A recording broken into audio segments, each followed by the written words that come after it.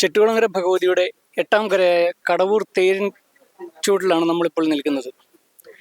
സെക്രട്ടറിയായ രാജേഷ് കുമാർ, പ്രസിഡന്റായ സുനിൽകുമാർ, മേൽനോട്ടം വഹിക്കുന്ന ഇവരാണ്.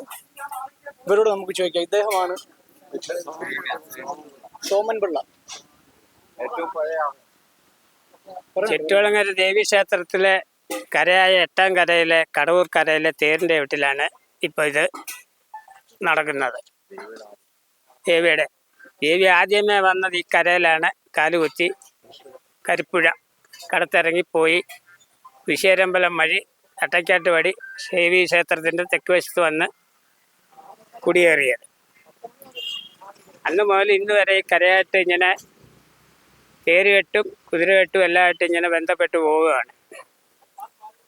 ഇപ്പോഴും ശിവരാത്രിക്ക് തുടങ്ങിയതാണ് ഞങ്ങൾ ഈ പരിപാടി. ഇനി 3 ദിവസം കൂടെ ആയെങ്കിൽ 2 ദിവസം കൂടെ കഴിഞ്ഞെങ്കിലേ ഭരണിയാകത്തുള്ളൂ, ഇത് പൂർത്തിയാകത്തുള്ളൂ. ഭരണിയാകി 3 മണിയാകുമ്പോൾ ഇവിടുന്ന് തേരിനെ പിടിച്ച് ക്ഷേത്രത്തിൽ കൊണ്ടുചെല്ലും.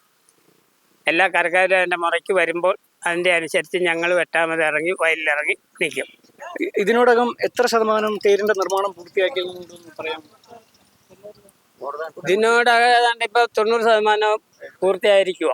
ഇനി ഇന്നും നാളെയായിട്ട് പൂർണ്ണമായിട്ട് തീർന്നു കിട്ടും. നാളെ വൈകിട്ട് ഇതിൻ്റെ മേൽക്കൂടാരം കയറ്റി അപ്പം മിക്കവാറും പണികളെല്ലാം തീരും.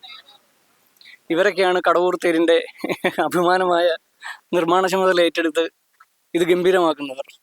നന്ദി, നമസ്കാരം.